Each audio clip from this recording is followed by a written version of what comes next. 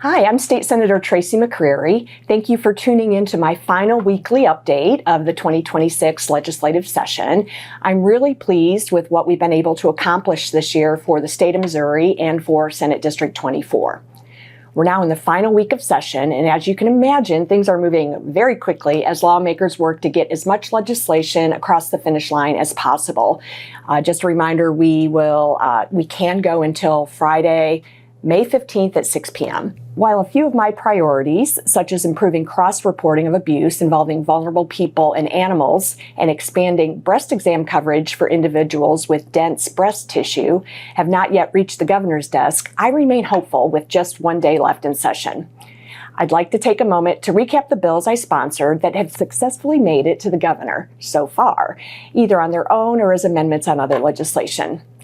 Many of the recommendations from the Stop Cyberstalking and Harassment Task Force have passed the General Assembly, including adding cyberstalking as grounds for an order of protection, allowing prosecuting attorneys to request assistance from the Attorney General for the prosecution of certain sexual offenses, and provisions that create new offenses of cyberstalking, cyber harassment, and online sadistic exploitation, the disclosure or threat of disclosure of intimate digital images, and unlawful tracking of a motor vehicle.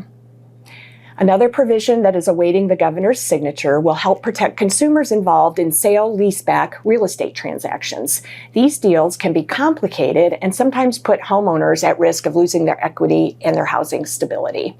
The provision ensures people clearly understand when they no longer own their home and give them time to seek professional advice before entering into these real estate agreements.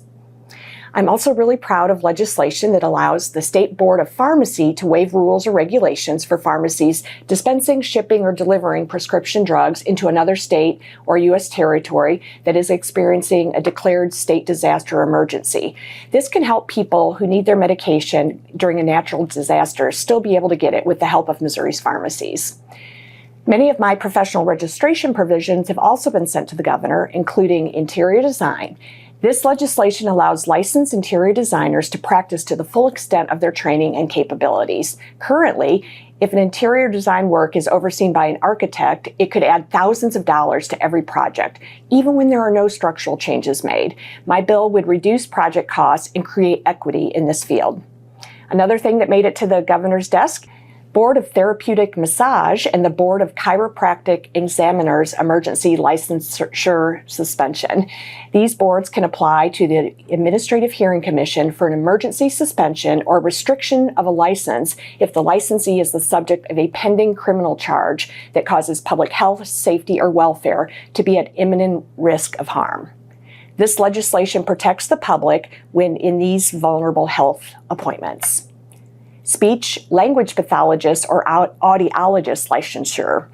This legislation changes the requirements for licensure as a speech pathologist or audiologist by providing for completion of a clinical fellowship under the direct supervision of a licensed speech-language pathologist in good standing in any state, rather than only in the state of Missouri. This legislation will help Missouri with our speech-language pathologist or audiologist shortage by welcoming trained professionals in from other states.